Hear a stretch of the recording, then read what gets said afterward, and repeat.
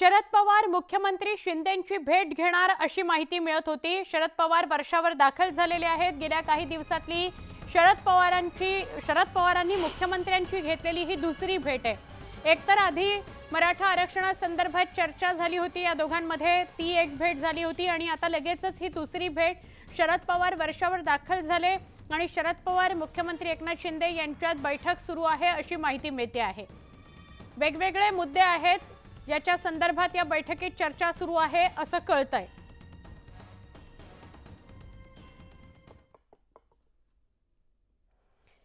तर मनसे अध्यक्ष राज ठाकरे आणि मुख्यमंत्री एकनाथ शिंदे यांची ही भेट झाली।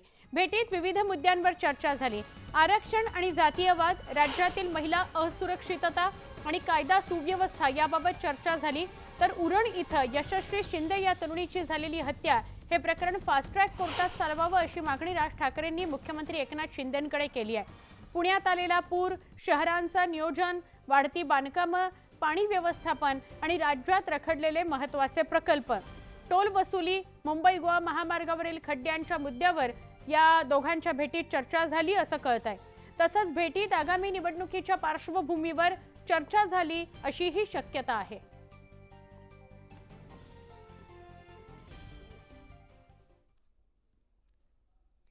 शिर्डीत राधाकृष्ण विखे पाटलांनी मराठा आरक्षणावरून मवियावर जोरदार हल्लाबोल केला। 50 दिवसांवर विधानसभा निवडणूक आली आहे। लोकसभेचं वातावरण आता राहिलेलं नाही। महाविकास आघाडीच्या नेत्यांचा खोटारडेपणा आता उघड पडलाय। आता सगळ्या पुढाऱ्यांनी एकत्र येणं गरजेचं आहे। मराठा आरक्षणाचा निर्णय मुख्यमंत्री असताना देवेंद्र फडणवीस यांनी सगळ्यात आधी केला होता, मात्र महाविकास आघाडीचं सरकार आल्यावर तो निर्णय टिकू शकला नाही। काँग्रेसच्या नेत्यांनी मराठा आरक्षणाबाबत आपली भूमिका स्पष्ट करावी। संगमनेरमधील नेते मूग गिळून गप्प काय असं म्हणत बाळासाहेब थोरातांवर त्यांनी टीका केली। तर दडपणाला बळी न पडणारा चेहरा दिला तर संगमनेरात परिवर्तन होईल असंही राधाकृष्ण विखे पाटील म्हणाले। आज 50 दिवसात आपली निवडणूक येऊन ठेपलेली आहे आणि 50 दिवसामध्ये आपल्याला जे काम करायचं आहे ते फार महत्वाचं आहे। कारण आता त्या लोकसभेचं वातावरण आता राहिलेलं नाही। एक प्रकारची लोकांची मनामध्ये जी भूमिका तयार करण्यात आली, लोकांना हे आता पटलेलं आहे की या खोटेडेपणा या महाविकास आघाडीच्या लोकांचा आता उघडा पडलेला आहे। पण हे सगळं आपण जोपर्यंत लोकांपर्यंत जात नाही आपण लोकांना समजणार नाही। आज मराठा आरक्षणाची चर्चा होती। मराठा आरक्षणाचा पहिला निर्णय मागच्या सरकारमध्ये माननीय देवेंद्र फडणवीस साहेबांनी घेतला। आपण सुप्रीम कोर्टापर्यंत तो टिकवला। 2.5 वर्ष ते महाविकास आघाडी सरकार आलं, काय केलं उद्धव ठाकरे सरकारने? मिळालेलं आरक्षण घालवलं। आज त्याच्यावर एक शब्द बोलायला तयार नाही। म्हणून मी मध्यंतरी जरांगे पाटलांना आवाहन केलं होतं की आमच्या सरकारने आता विधानसभेत जाऊन 10% आरक्षण तुम्हाला मंजूर केलेलं आपल्या मराठा समाजाला। पण एकदा शरद पवारांनी भूमिका जाहीर केली पाहिजे। 4 वेळा मुख्यमंत्री राहिले शरद पवार यांनी एकदा तरी मराठ्यांच्या आरक्षणासाठी कधी काम केलं का? मग काय लोकांना आपण सांगत नाही जाऊ? त्यांच्या मांडीला कोण बसले आता? उद्धव ठाकरे आलेलं मिळालेलं आरक्षण त्यांनी घालवलं। काँग्रेसचे नेते त्यांनी सांगावं ना, काँग्रेसच्या नेत्यांनी की तुम्हाला मराठा आरक्षणाच्या बद्दल तुमची भूमिका काय आहे?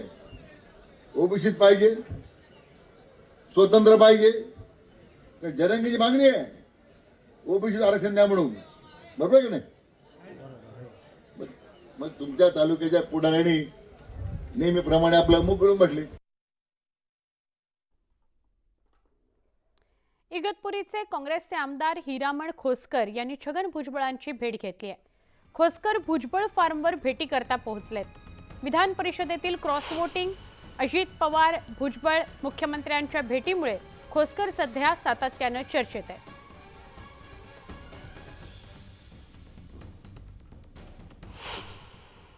तळेगावला जवळजवळ साहेब मागच्या वेळेस मंत्री असताना एक मोठं गोडाऊन बांधलं, पण त्याला रस्ताच नाही आणि त्या गाड्या मोठमोठ्या 10 टायर 14 टायरच्या गाड्या भरून जातात। पण तिथपर्यंत जाण्यासाठी खूप त्रास होतो। अशा 2 आणि चिंचवड एक चिंचवडला रस्ता आणि तळेगावला रस्ता आणि एक गोडाऊन यासाठी मी आलो, दुसरं काही काम नाही आहे. बीडमध्ये मका उत्पादक शेतकरी संकटात सापडलेले आहेत. मक्याच्या पिकावर लष्करी अळीचा प्रादुर्भाव झाल्यानं शेतकऱ्यांची चिंता वाढली आहे. लष्करी अळीचा प्रादुर्भाव झाल्यानं पानं आणि पोग्याचं नुकसान होत आहे.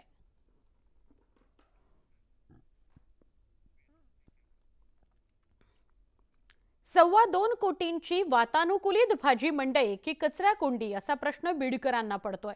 बीड नगरपालिकेच्या हलगर्जीपणामुळे 6 वर्षांपूर्वी तब्बल $2.23 कोटी खर्च करून शेतकरी आणि व्यापाऱ्यासाठी बांधलेल्या वातानुकूलित भाजी मंडईचे 2 मजले हे लोकार्पणाविना धुळखात पडून आहेत. भाजी विक्री करता जागा नसल्यानं व्यापारी आणि शेतकऱ्यांना रस्त्यावर नाल्याच्या शेजारी कचरा कुंडीजवळ बसून भाजीपाला विकावा लागतोय. दुसरीकडे या इमारतीतले 2 मजले हे वापराविना पडून आहेत. या इमारतीत भटकी कुत्री, दारुडे आणि नशेखोरांचा अड्डा झालेला बघायला मिळतो. या संदर्भात नगरपालिकेच्या मुख्याधिकारी नीता अंधारे यांना विचारलं तर त्यांनी या संदर्भात बोलण्यास नकार दिलेला आहे. बीड नगरपालिकेनं $2.23 कोटी खर्च करून वातानुकूलित भाजी मंडई बांधली. मात्र ही भाजी मंडई लोकार्पणा वाचून तशाच पद्धतीने पडून आहे आणि ही भाजी मंडई नव्हे तर वातानुकूलित कचरा कुंडी झाल्याचीच अवस्था इथं पाहायला मिळते. माझ्या शेजारी आपण पाहतोय ही वातानुकूलित भाजी मंडई 7 वर्षापूर्वी बांधली गेली होती. 2018 मध्ये हिचं बांधकाम पूर्ण झालेलं आहे आणि तेव्हापासून ही लोकार्पणाच्या प्रतीक्षेमध्ये पडून आहे. आपण या दिशेला देखील समोर देखील पाहू शकतो. या ठिकाणी फक्त जे मोकाट जनावरे, मोकाट कुत्रे, त्याचबरोबर जे तळीराम आहेत या तळीरामांचा अड्डा बनलेले आहे. या परिसरामध्ये जर आपण पाहिलं तर अनेक दारूच्या बाटल्या आणि नशेचे पदार्थ देखील आढळून आलेले आहेत. विशेष म्हणजे एवढी सुंदर अशी वातानुकूलित भाजी मंडई जी शहराच्या मध्यवर्ती भागामध्ये आहे आणि मध्यवर्ती भागात असलेल्या या भाजी मंडईकडे नगरपालिका प्रशासनानं दुर्लक्ष केल्यामुळे अक्षरशः कचरा कुंडी बनलेली आपण समोर पाहतोय. अशा पद्धतीने वातानुकूलित भाजी मंडईमध्ये व्यवस्था करण्यात आलेली होती. त्याचबरोबर इथं जे भाजी विक्रेते आहेत त्यांच्यासाठी असे स्टॉल देखील तयार केले गेले होते आणि एवढ्या सुंदर पद्धतीनं बांधकाम देखील झालेलं आहे. मात्र या भाजी मंडईला उद्घाटनापूर्वी तिथे काच असतील, त्याचबरोबर आतमध्ये उंदीर आणि घुसाळ देखील खूप मोठ्या प्रमाणात झालेला आहे. तर बाजूला आपण पाहतोय अशा पद्धतीने इथं कचरा टाकलाय. आजूबाजूचे जे लोक आहेत त्यांनी कचरा टाकलाय आणि इथं समोर पाहिलं तर सांडपाणी साठलेलं आहे, नालीचं पाणी साठलेलं आहे. त्यामुळे एवढी मोठी रक्कम खर्च करून नगरपालिकेने जी बांधलेली ही इमारत आहे ही इमारत नेमकी कशासाठी असाही प्रश्न उपस्थित केला जातोय आणि नगरपालिका प्रशासनाच्या गलथान कारभाराच्या विरोधामध्ये संताप देखील व्यक्त केला जातोय. विशेष म्हणजे एवढी ही वातानुकूलित भाजी मंडई अशा पद्धतीने उद्घाटना वाचून पडून आहे. तर दुसरीकडे जे नागरिक आहेत त्या नागरिकांना रस्त्यावरती नालीच्या शेजारी, कुठं सार्वजनिक शौचालयाच्या शेजारी आणि कचरा कुंडीच्या शेजारी बसून भाजी विक्री करावी लागते. त्यामुळे नागरिकांच्या आरोग्याशी सुद्धा खेळ खेळला जातोय. त्यामुळं कोट्यावधी रुपये खर्च करून बांधलेली ही जी वातानुकूलित भाजी मंडई सुरू होणार कधी असाच प्रश्न सामान्य नागरिकासह हे भाजी विक्रेते करतात. कॅमेरा प्रकाश जाधव सोबत सुरेश जाधव, न्यूज 18 लोकमत, बीड.